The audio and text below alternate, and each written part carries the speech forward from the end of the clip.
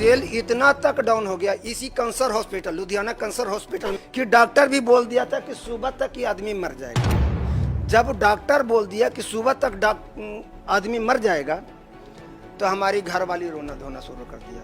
4000 तक हमारी सेल की संख्या हो चुकी थी और हम 5 भाई हैं। 5 भाई में 4 भाई मेरा मर गया है, हम अकेला भाई थे जो एक थे।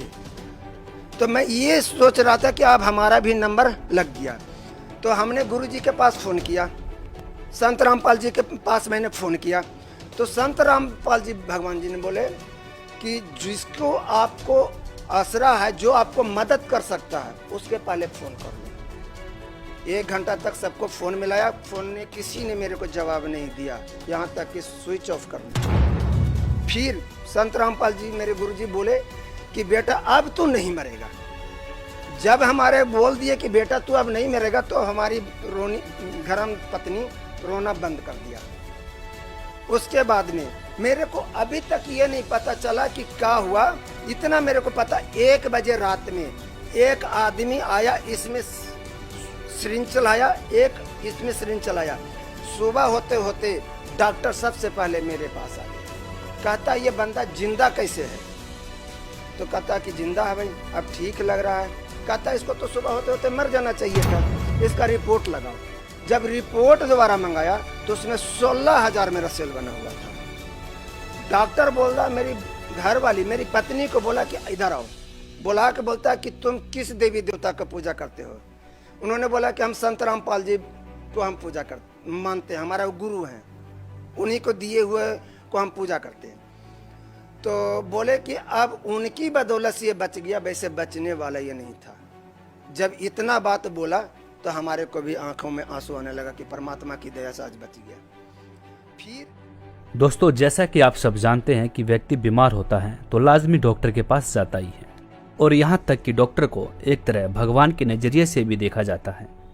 लेकिन जब डॉक्टर ही जवाब दे देते हैं तो सिर्फ एक ही सहारा बचता है, पूर्ण परमात्मा। और रोगी कहता है कि हे भगवान, यदि आप कहीं भी विद्यमान हैं तो हमारी रक्षा करें। लेकिन फिर भी रक्षा नहीं हो पाती है, क्योंकि हम शास्त्र विरुद्ध भक्ति कर रहे होते हैं, जिस कारण लाभ नहीं मिल पाता है। क्योंकि श्रीमद् भागवत गीता के अध्याय 16 श्लोक 23 और 24 में लिखा है कि जो शास्त्र विधि को त्याग कर मनमाना आचरण करते हैं, अर्थात मनमानी साधना करते हैं, उस साधक को ना तो सुख प्राप्त होता है, ना सिद्धि प्राप्त होती है, और ना ही परम गति होती है। तथा हमें कौन सी साधना करनी चाहिए और कौन सी साधना नहीं करनी चाहिए, उसके लिए शास्त्र ही प्रमाण है। कुछ श्रद्धालु तो खुद हिंदू धर्म में प्रचलित भक्ति करते हैं और कुछ गुरु बना करके फिर भी लाभ नहीं प्राप्त हो पाते हैं, क्योंकि वह गुरु आपको शास्त्र के अनुसार भक्ति प्रदान नहीं कर रहे होते हैं। श्रीमद् भागवत गीता अनुसार जब तक आप पूर्ण गुरु तत्वदर्शी संत को गुरु नहीं बनाएंगे, तब तक आपको पूर्ण लाभ नहीं हो सकता है। इसीलिए आज के समय में संत रामपाल जी महाराज जी के जेल में होते हुए भी कई लाखों की संख्या में श्रद्धालु संत रामपाल जी से जुड़ गए हैं तथा लाभ प्राप्त कर रहे हैं। यहाँ तक कि बहुत सारे श्रद्धालुओं की, किसी की कैंसर, एड्स और ऐसी ऐसी लाइलाज बीमारियां भी संत रामपाल जी के शरण में आने से ठीक हो रही हैं। वर्तमान समय में पूरे विश्व में संत रामपाल जी महाराज ही शास्त्रों के अनुसार भक्ति प्रदान कर रहे हैं तथा एकमात्र तत्वदर्शी संत हैं। आप स्वयं पढ़े लिखे हैं, आप संत जी का प्रवचन सुनकर व देखकर अपने सदग्रंथों से इस ज्ञान को तौल सकते हैं। सर नमस्कार। नमस्कार जी। सर क्या नाम है आपका? मेरा नाम बीपी सिंह है। सर कहाँ से आए हो आप? मैं जगीरपुर लुधियाना के रहने वाला हूँ। सर संत रामपाल जी महाराज जी से नाम दीक्षा लेने से पहले आप क्या भक्ति साधनाएं करते थे? हम पहले बजरंग बली का पूजा करते थे। कुछ दिन बजरंग बली के पूजा करते करते उनको छोड़ करके फिर शंकर भगवान की पूजा करने लगे, और शंकर भगवान की पूजा करते करते मैं अमरनाथ तक गया। अमरनाथ भी होकर के आया शंकर भगवान का। उस दिन मैंने डिसीजन किया कि जब भी मैं मरूंगा तो शंकर भगवान के चरणों में अमरनाथ जाकर के मरूंगा। सबको पूजा करते थे, लेकिन पूजा करते करते हमको ये पोजीशन आया कि दिन प्रतिदिन हमारी सेहत डाउन हो गया और सब कुछ खत्म होने वाला हो गया। एक बार क्या हुआ कि मैं एक बार बीमार पड़ गया। तो बीमार कैसे पड़ा? हमारा हाइड्रोसिल का ऑपरेशन हुआ था। हाइड्रोसिल ऑपरेशन ठीक हुआ तो हमारा एक दिन बुखार लगा, दूसरे दिन हमने सेल डाउन हो गया। सेल डाउन इतना हो गया 1 लाख बचा। 1 लाख के बाद में हमको पानी चढ़ाया गया। पानी चढ़ाने के बाद में दिन प्रतिदिन सेल डाउन होता है। अब सिर्फ मेरे को 4000 सेल बचा था। 4000 सेल में डॉक्टर बोलता है कि तो कोई जिंदा ही नहीं होता 4000 में। सर जैसा कि आप देव देवताओं की पूजा करते थे, भगवान शिव के अंदर आपकी बहुत दृढ़ आस्था थी, तो सर उन पूजाओं को छोड़कर आप संत रामपाल जी महाराज जी के शरण में कैसे आए? हम पहले बच्चे लोगों को पढ़ाते थे, तो हमारे पास एक भगत जी आए थे, दुर्गेश दास नाम था। उन्होंने मेरे को बोले कि आप हमारे बच्चे को पढ़ाइए। मैं बोला हमारे पास टाइम नहीं है। तो उन्होंने बोले 10 बजे रात में पढ़ाओ। मैं बोला टाइम ही नहीं है, 10 बजे मैं ड्यूटी से आता हूँ। कहते कितना पैसा लोगे? हम कि चाहे जितनी पैसा दे दो हम नहीं पढ़ाएंगे। बोलता मैं तुमको 5000 रुपया ट्यूशन फीस दूंगा, पढ़ाओ मेरे बच्चे को। मैंने बोला 5000 तो छोड़ो, 50,000 रुपया भी दोगे तो तुम्हारी बच्ची को नहीं पढ़ाऊंगा। दूसरे दिन जब ड्यूटी से मैं आया, बच्चे 2-3 बैठे हुए थे पढ़ने के लिए, उनकी भी बच्ची आ गई। मैंने बोला कि बच्ची को तो मैं पहले बोला कि मैं पढ़ाऊंगा नहीं, तो ये बच्ची हमारे पास आई कि हम अपनी भगवती जी को, हम अपनी वाइफ को बहुत डांटा कि हमारे घर में ये लड़की नहीं आना चाहिए पढ़ने के लिए। बच्चे को हम नहीं पढ़ाते। पढ़ाते पढ़ाते मेरा मन उब गया था, इसीलिए नहीं पढ़ाना चाहते थे किसी को। तो उस दिन तो उस लड़की को मैंने भगा दिया। दूसरे दिन फिर आ गई वो लड़की। मैंने बोला आज ये लड़की क्यों आई है? तो कहता उसकी डैडी गेट पर है। मैं बोला खबरदार, उसके बाप को अंदर नहीं आने देना। अगर उसका बाप अंदर आ गया तो सबको घर से बाहर निकालूंगा। फिर वो लड़की को बोले चल छुट्टी हो गया, जाओ, हो गया पढ़ाई खत्म। वो लड़की गई और उसने एक किताब लेके आ गई।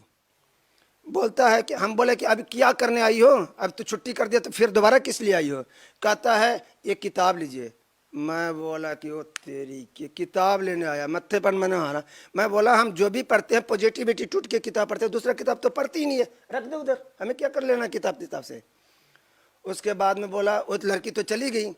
उस किताब में मैंने ये देखा ज्ञान गंगा लिखा हुआ था। मैंने मन में सोचा कि ज्ञान गंगा लिखने का कारण क्या होगा? इसका मतलब है कि इसमें जो ज्ञान है, जो भी ज्ञान है वो गंगा की तरह पवित्र हो गया। दूसरी बात तो जब किताब अट्रैक्टिव हो गया, मैंने उसको खोल के पढ़ने लगा तो उसमें देखे हैं लिखा हुआ था कबीर साहब जी। मैंने फिर माथा पर हाथ मारा। मैं लो हो गया सत्यानाश, एक कबीर जी तो उल्टे ही बानी बोलते हैं।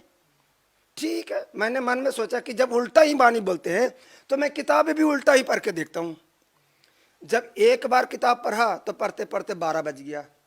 पहला स्टोरी पढ़ा, भक्तों की मतलब जो उसमें अनुभव लिखा होता है वो मैंने पढ़ा। फिर दूसरा अनुभव पढ़ा, फिर 1 बज गया। फिर मैंने किताब बंद किया, सो गया। दूसरा दिन मैंने सवेरे छुट्टी करके आ गया, खाना खा करके, बच्चे को कुछ नहीं पढ़ाया, मैंने किताब पढ़ने लग गया। किताब मैं पुट्ठा ही पढ़ता था, सीधा नहीं पढ़ता था, उल्टी साइड से। तो उसके बाद में किताब पढ़ने से हमें इतना मतलब चालू हो गया कि अंदर में मेरे को बेचैनी हो गया। फिर जो किताब दिया था उसको मैंने एक कॉलर पकड़ लिया यहाँ से। मैं बोला तुमको जान मार दूंगा, तुमको रहने नहीं दूंगा। 2 ही बंदे लुधियाना में रह सकते, या तो तुम रहोगे या मैं रहूंगा। कहता आखिर बात क्या है? मैं बोला कि जहां पर ये आश्रम है वहां मेरे को पहुंचा दो, नहीं तो 2 दिन के अंदर मैं तुमको जान मार दूंगा। उसने कहा क्या कि जी एक बंदे को भेजा, इतना छोटा सा लड़का था, उसको बोला कि इसके साथ चले जाओ। उस लड़का को मैंने कॉलर पकड़ा। मैं बोला कि अगर आश्रम तक तो पहुंचा दिया तब तो ठीक है, और नहीं तो हम कराटे जानते हैं, हम तुमको मार देंगे जान। कहता हम पहुंचा देंगे। जब वहां पर गए, वहां की रौनक देखे सतलोक आश्रम बारबाला में, आज तक तो ऐसा रौनक मैं अपने कहीं पर जिंदगी में देखा ही नहीं। वहां का जो मान सम्मान, इज्जत, खाने पीने का ढंग, उठने बैठने का ढंग, रहने का ढंग, आज तक मैंने अपना घर में देखा, ना ससुराल में देखा, कहीं नहीं देखा। वहां से मैंने नाम दाम लेकर के मैं वापस आ गया। जब वापस आ गया, हमारे साथ एक लड़का भी गया था, छोटा लड़का था, वो लड़का भी साथ में आ गया। वो लड़का बोले लगा वहां पर हलवा भी खाने को मिलता है, पूरी भी खाने को मिलता है, चावल खाने को मिलता है, खीर खाने को मिलता है। उतनी 10 दिन के अंदर में हमारा बच्चा ने ऐसी मोटिवेशन हमारी बात में हुआ, हमारे पूरे परिवार जा करके वहां पर नाम दाम ले लिए। सर आपने संत रामपाल जी महाराज जी से नाम दीक्षा कब ली?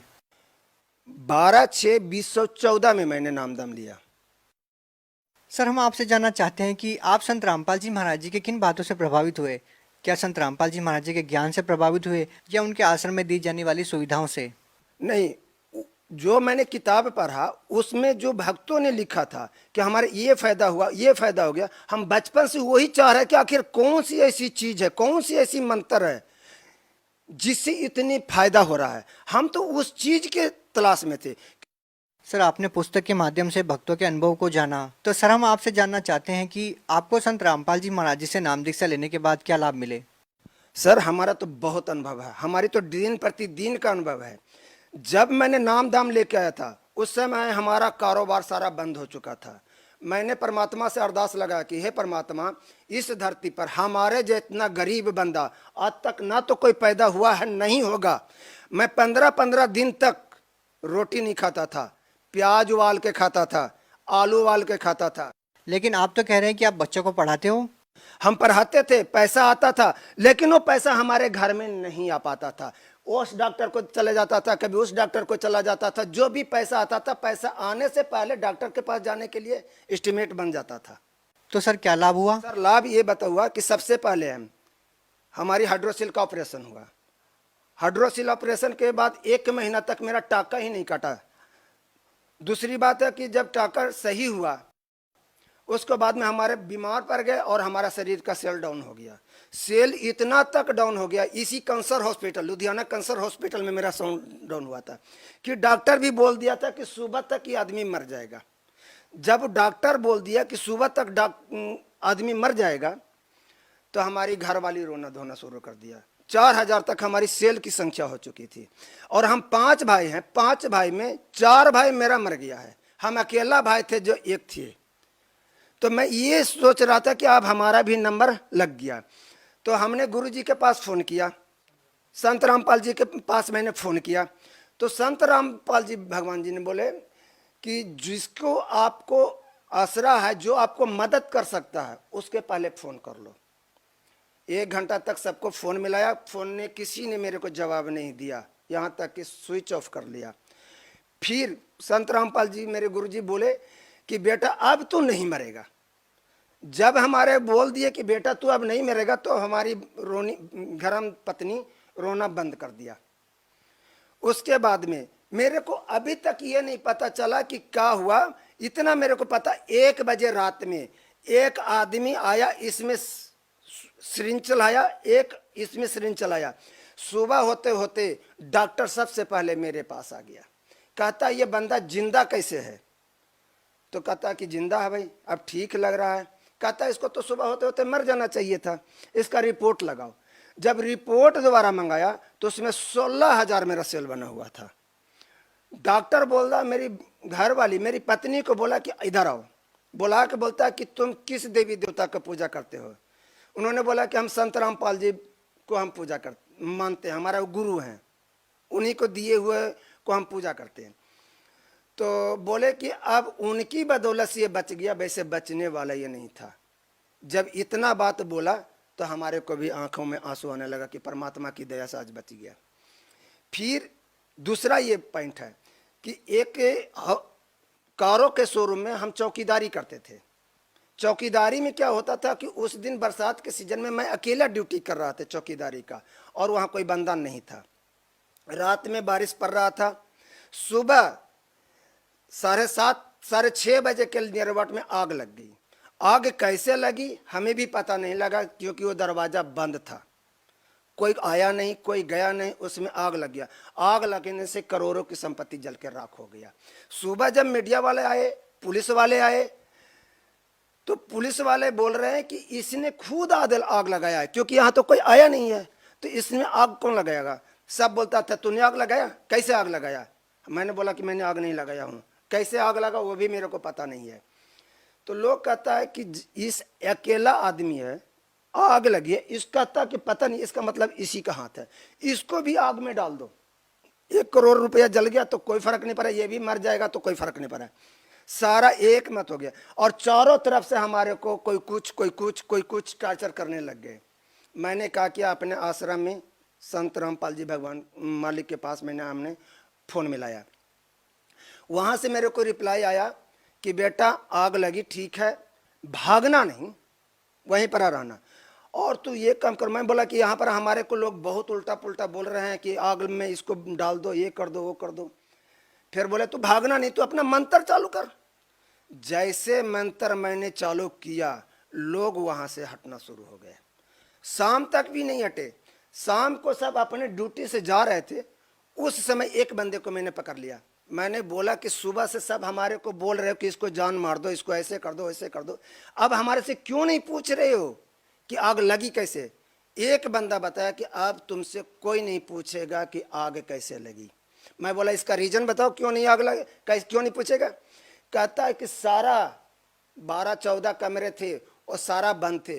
अब ये नहीं पता कि जिसमें आग लगी थी वो कैमरा चालू कैसे हुआ। उस कैमरे ने बता दिया कि बारिश के वजह से पानी टप टप टप टप गिर रहा था और उसके कारण शॉर्ट सर्किट हुआ और शॉर्ट सर्किट से आग लग गया और उसके कारण जल गया।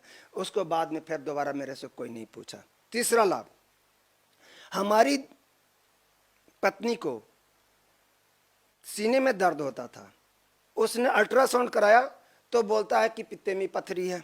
मैंने बोला पित्ते में पथरी है तो ठीक है। हमारे अगल बगल वाले बंदे 3-4 बंदे को भी पित्ते की पथरी उसी डॉक्टर ने बताया था और सबको ऑपरेशन हो गया।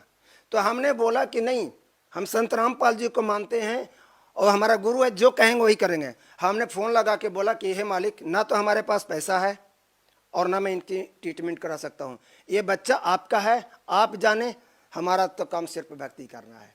मैंने अपनी पत्नी को बोला 2 दिन को टाइम दो, 2 दिन के बाद में अगर हमारा जो रिजल्ट आ जाएगा, गुरुजी जैसे बोलेंगे वैसे काम करेंगे। गुरुजी को फ़ोन किए, गुरुजी ने हमारे को रिप्लाई में बोले कि बेटा जिस डॉक्टर के पास तूने बोला था कि पित्ते में पथरी है, तुम उसी के पास जाकर के दोबारा चेक करा लो। दूसरे दिन जब 2 दिन के बाद जब मैंने चेक कराने गया तो हम साथ में गए थे, जब हमारे सामने चेक किया तो पथरी था ही नहीं।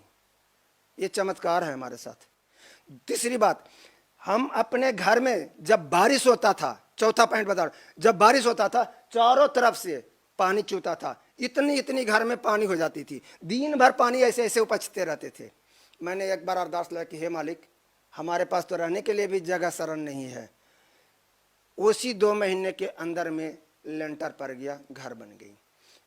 दूसरी बात है, जब गर्मी का मौसम आता था, किसी दूसरे के घर से हम बर्फ मांगते थे। एक दिन मेरा लड़की मांगने गया कि भाई हमारा पानी पीने का मन था, थोड़ा सा बर्फ दे दो। उस लड़का ने बात क्या कहा, आज लाइट था, ऐसे बोला। उसके थोड़े दिन के बाद में मैंने अपने घर में एक फ्रिज लेके आ गया। फिर गुरुजी का सत्संग आता था साधना चैनल पर, संत रामपाल जी का सत्संग आता था साधना चैनल पर। हमको सत्संग के बिना हमको बेचैनी हो जाता था।